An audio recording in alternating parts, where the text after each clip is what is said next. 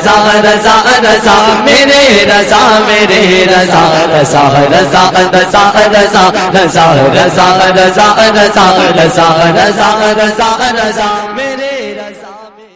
दरसगाही वस्ताज हूँ, इस एतबार से उतना जोशो जज्बे की तकरीर नहीं होती है।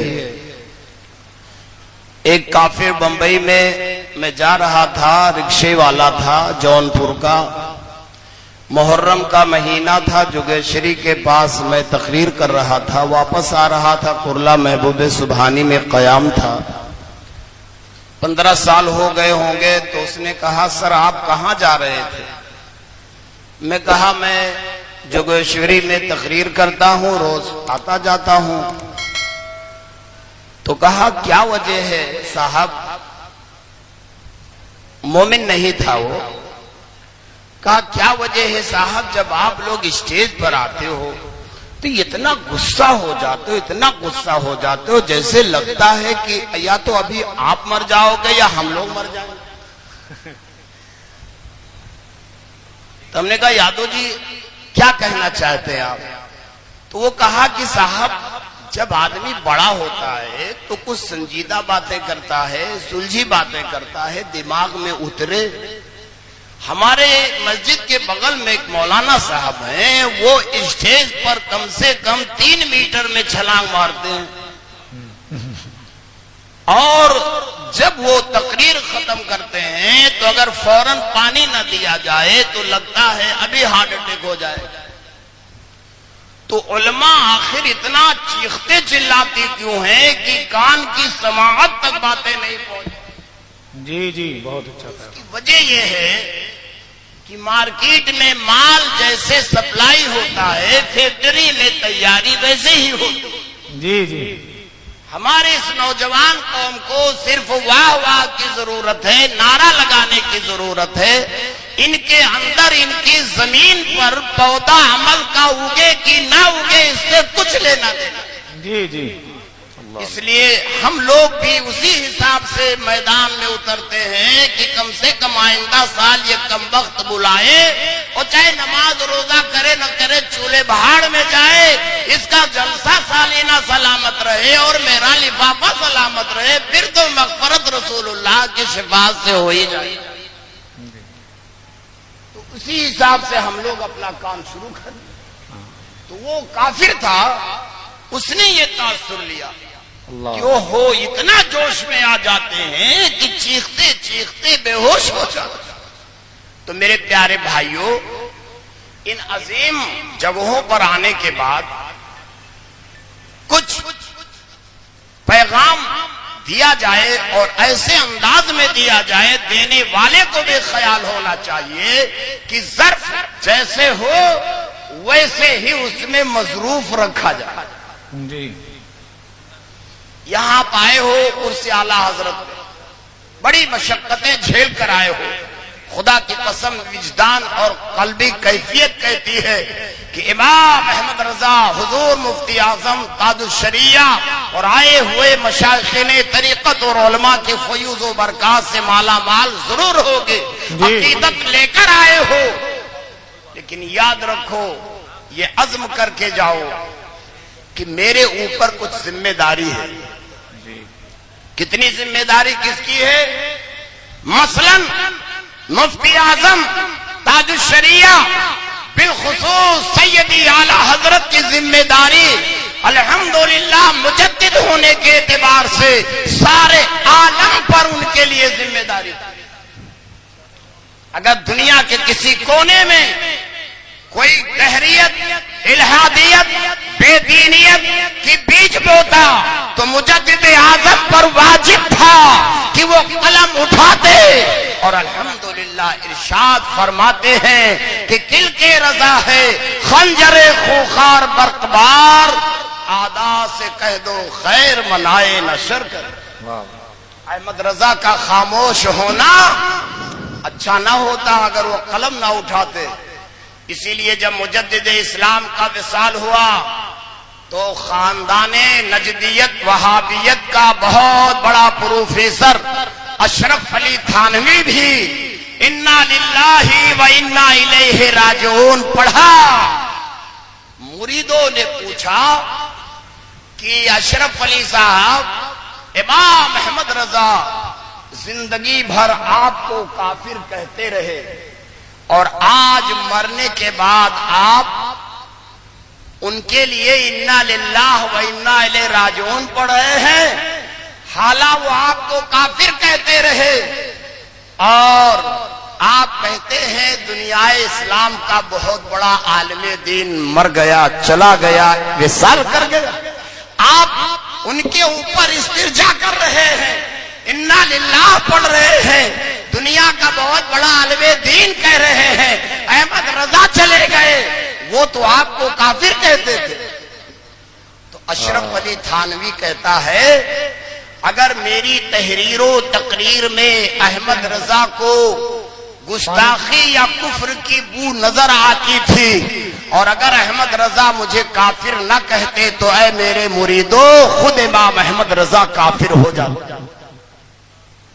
पता चला आला हजरत का दायरा सिर्फ हिंदुस्तान तक नहीं है, उनके मसूलियत और उनके दाई होने का दायरा पूरे आलमे इस्लाम तक वसी है। इसलिए इमाम अहमद रजा की ये जिम्मेदारी थी कि मेरे मुजद्दिद अल्हम्दुलिल्लाह कलम उठाते और एहताते हक और इब्ताले बातिल की अल्हम्दुलिल्लाह जो हक आला हजरत ने अदा फरमाई है। इस दौर में, इस सदी में कहीं नहीं ये चीज मिलती है और तहकीक के बाब में तो मुजद्दिद आजम का कोई जवाब नहीं। इसलिए अक्सरों ने कहा कि अगर आला हजरत इमाम आजम अबू हनीफा रज़ी अल्लाह ताला अन्हु के दौर में होते तो अपने अरशद तलामज़ा में सैयदी आला हजरत को शुमार ईशान। तो कहना यह है हमारी हदें कहां तक है कि अगर यहां कुछ हो तो हम लोग बोले स्टेज तक, क्योंकि हम लोगों की जिंदगी एक 2 से 4-5 हजार के अवाम तक। जैसे आप लोग हम लोगों के वीडियो बनाते हो, फोटो खींचते हो, साल में 10 जलसे मेरे वो कैंसिल होते हैं जिसमें लेने के बाद ये कहते हैं कि हुजूर वीडियोग्राफी होगी, माफ कर दीजिएगा। तो मैं कहता हूं माफ फरमाइए, ऐसे जलसे में नहीं आऊंगा। मगर वाह रे चोरो जब कतरो, अल्लाह तुम्हारी जेब नाश कर दे, तुम्हारे मोबाइल को बर्बाद कर दे। इन नालायकों ने चोरी चोरी मेरी वीडियो इतनी बनाई कि यूट्यूब पर अब मैं भी नजर आता और मेरे मुरीदीन कहते हैं हुजूर आप तो बड़ा जलवा दिखाते थे, नाराज होते थे, जलसा कैंसिल कर देते थे, अब तो शानदार आप भी लहराते नजर आ रहे। तो मैंने कहा उन नालायकों की गुस्ताखियां हैं, कमी है जो अपनी जेब में चोरी चोरी मेरी वीडियो बनाते हैं।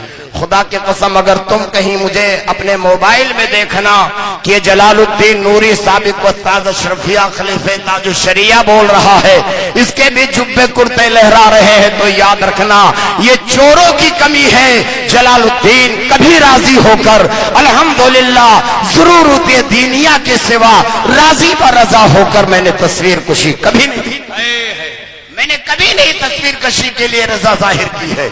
इसलिए याद रखो जरूरत शरई क्या है, दीनी जरूरत क्या है। आई कार्ड है, आपके लिए आधार है, आपके लिए राशन कार्ड है, आपके लिए बैंक के खाते हैं, आपको हरमैन शरीफैन की जियारत है, जहां बहुत जरूरी है कि अब दुनियावी जिंदगी जीना उसके बगैर मुश्किल है। तो तस्वीर कशी को हराम जानकर और तुम अपनी जिंदगी को जीने के लिए खिंचवा तो सकते हो, मगर हराम जानो और ये तसव्वुर और तस्दीक दिल में जमाए रखो कि अल्लाह और उसके रसूल मुझे माफ कर देंगे, मगर मैं इसको हराम जानता हूं। सुभान अल्लाह, बहुत अच्छे, सुभान अल्लाह। मगर आजकल अल्लाह ही रहम फरमाए, तो ये मेरी जिम्मेदारी है। आका फरमाते हैं कुल्लुकुम राई व कुल्लुकुम मसऊल अन रइयतिही, तुम में का हर एक निगहबान है और कयामत में अपनी निगहबानी के बारे में पूछा जाएगा। तो मैं भी पूछा जाऊंगा कि जुब्बा साफा लहराते थे, फोटो बेला वजह खिंचवाते थे, बोलो मुल्ला जी। तो अर्ज कर दूंगा या रसूल अल्लाह। कहता था मगर ये चोर लोग अपनी लाइट गुल करके हमें भी गुमराह करते थे और अंधेरे में खुद भी गुमराह होते थे। मैं राजी नहीं हूं, तुम्हारे ऊपर लाजिम है। तुम कितने के हो? तुम नमाज तुम्हारी बीवी ना पढ़े तो कयामत में पूछे जाओगे। वो अगर आवारा होकर घूमती है तो कयामत में पूछे जाओगे। तुम्हारे ऊपर कितने की जिम्मेदारी है? जितने की किफालत तुम करते हो उतने की जिम्मेदारी तुम्हारे ऊपर। तुम किसके कफील हो? नाबालिग बच्चों के, गैर शादीशुदा अपनी बहन भाइयों के, जिनके पास अभी शौहर ना हुए हो, जिनकी शादी ना हुई हो। बाप अपने नाबालिग औलाद की बालिग होने बालगा होने के बाद, शादीशुदा होने के बाद, अब अगर माँ बाप के साथ बच्चा नहीं रहता है और वो आवारा फिरता है, नमाजें नहीं पढ़ता है, रोजे नहीं रखता है, तो उन्होंने तरबियत कर दी। अब 15 साल पूरे होने के बाद 16 का आगाज हुआ। अब अगर उसकी तरबियत और किफालत से वो निकल गया तो अब उसके बारे में न पूछा जाएगा। लेकिन अगर नाबालिग है, जी होश न हुआ है और उससे पहले अगर उसका बच्चा, उसकी बच्ची आवारा फिरे, उसकी बीवी बाजार में नंगे घूमे, तो ऐसा शख्स तय्योश है। कयामत में परवरदिगार जरूर पूछे।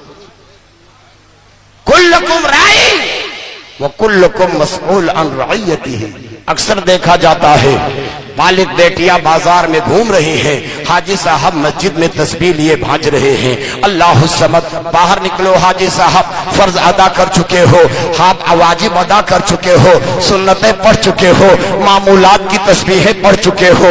अब देखो दूध लाना आप पर वाजिब जरूरी है। जवान बालिग बच्ची को बाजार और आप फ्रूट की दुकान पर अब न भेजें, अपनी बीवी को न भेजें, अपने घर में रहने वाली को न भेजें। मगर अफसोस की बात है दुकानदार दुकान पर से फोन कर रहा है, जाना ले आना, रिक्शा कर लेना, फ्रूट भी खरीद लेना, सब्जी मंडी भी चली जाना, अपने जरूरियात के सामान भी ले आना।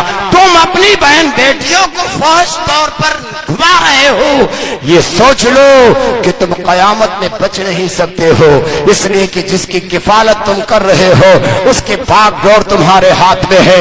इसीलिए रसूल आजम ने इरशाद फरमाया, ए मेरी उम्मत के लोगों, अपने अहलो अयाल के ऊपर से जब तक तुम्हारी किफालत में हो, अपने हिदायत के सोटे उठा के बाहर मत रख दो। और आप मस्ती से घूम रहे हो, तिजारत कर रहे हो, और आपकी बीवी मार्केट में घूम रही है, न जाने मोटरसाइकिल किसकी है, रिक्शा वाला से बात कर रही है, दुकानदार से बात कर रही है। तुम बोलो अगर आंख से आंख मिल जाए, दिल से दिल मिल जाए, पाप पैदा हो जाए, तो जहां तुम्हारी बेटी और बीवी गुनाहगार है उसी में आधे के तुम भी शरीकदार हो। क्यों आपने आजाद छोड़ा है? आंख खताकार होती है।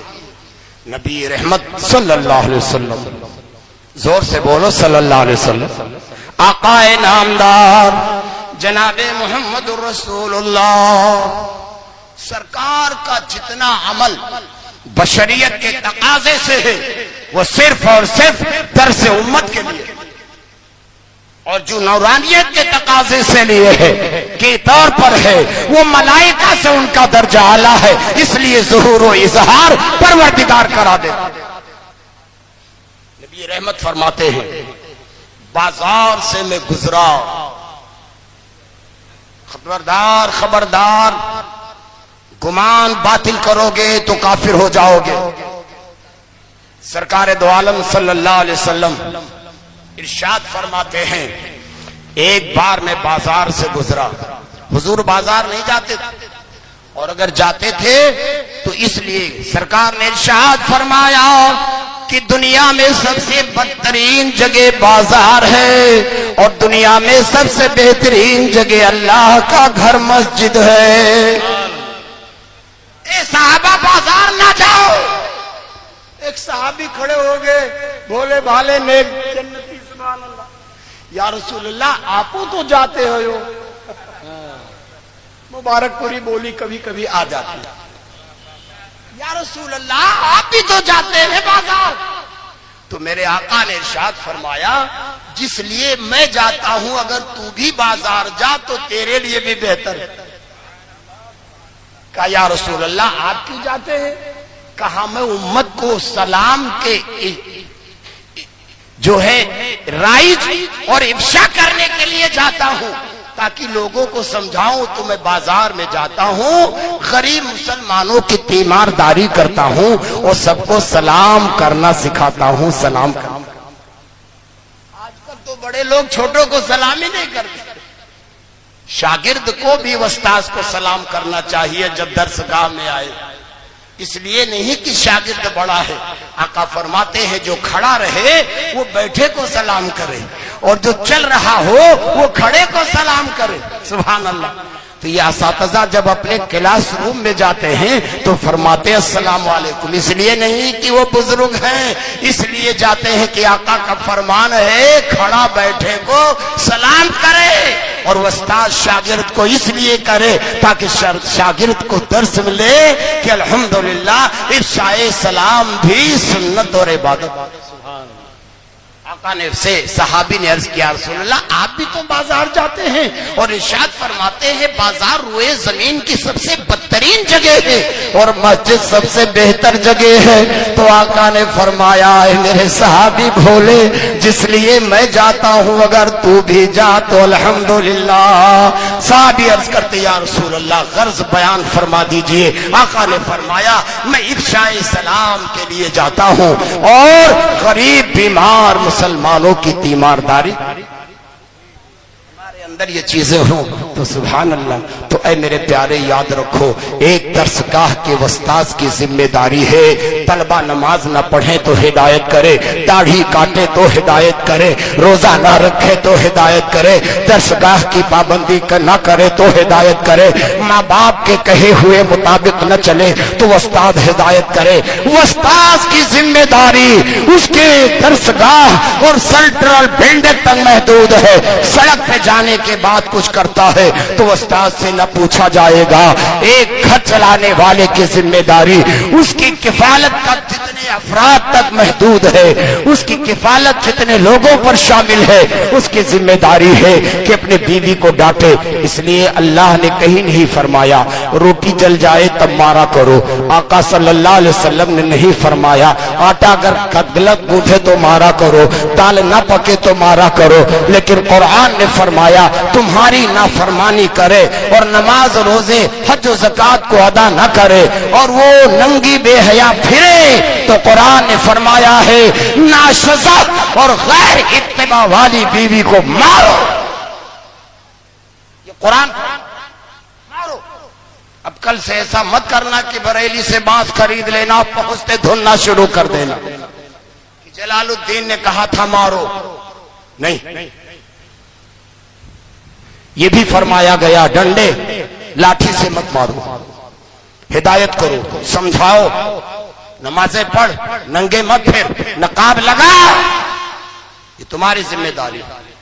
अब जब माशरा झुलस जाता है तो बलियावी साहब तकरीर में जाते हैं, सैयद गयासुद्दीन साहब जाते हैं तो कहते हुजूर आज इस्लाह माशरा पे तू लेकर के बकरी की तरह उल्हियाओ और हमें कहो सबको आप जो है पगाह पहना, तुम लेके फिरो और कहो रिक्शा ले लियो चली जाइयो, सब्जी ले लियो, घूम लियो साथी के साथ, सखिया के साथ।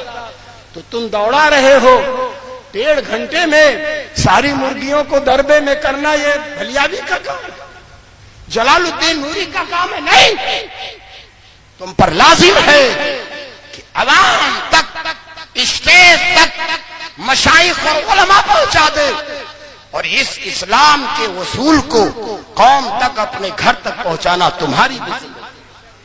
आका ने इरशाद फरमाया वक्त कसीर ना हो जाए, उलमा हमें बुला लेते हैं अक्सर। मैं मुफ्ती शहजाद साहब और मुफ्ती शकील साहब प्रिंसिपल साहब को कह देता हूं कि मैं दरसगाही उस्ताद हूं, जो पढ़ाया और रिटायर हो गया, अब न जाने कौन सा सबक खोल देता हूं कि उसका कोई और छोर नहीं है, इसलिए मत खड़ा करो। लेकिन ये बुजुर्ग लोग कर्म करते हैं कि लंगड़े को भी खड़ा कर देते हैं, पांव फ्रैक्चर है, खड़े हो जाता हूं। या इमाम अहमद रजा, आप अपने कुत्तों में शुमार फरमा ले, ए पीरो मुर्शिद मुफ्ती आजम शुमार फरमा ले, ए सैयदी सरकार ताजुश शरिया शेख तरीकत अपने कुत्तों में शुमार फरमा कर बगदाद के अल्हम्दुलिल्लाह दरबानी पर भूखने वालों में शुमार फरमा ले। आला हजरत अजीमुल बरकत इसलिए फरमाते हैं कि तेरी किस्मत की कसम खाए सगाने बगदाद, हिंद में रह के भी देता रहे पहरा तेरा। ए खुदा, इमाम अहमद रजा का मसलक सलामत रहे, यही दुआ है मौला, और आप हजरात इस पर रहें और जितने तक आपकी जिम्मेदारियां हैं उनके ऊपर से हिदायत के सोते न उठाएं, रात दिन तंबीह करें, तब उलमाए अहले सुन्नत मुकर्ररीन मुहद्दिसीन मुफस्सिरीन इन बुजुर्गाने दीन की बातें आपको फायदा देगी। और अगर ऐसा नहीं है तो एक कान से सुना दूसरे से उड़ा दिया। आका फरमाते हैं कुल्लुकुम राई व कुल्लुकुम मसऊल अन रइयतिही, तुम में का हर एक निगहबान और चरवाहा है, और कयामत में अपने चरवाही और निगहबानी के बारे में पूछा जाएगा। ए रजा, हर काम का एक वक्त है, दिल को भी आराम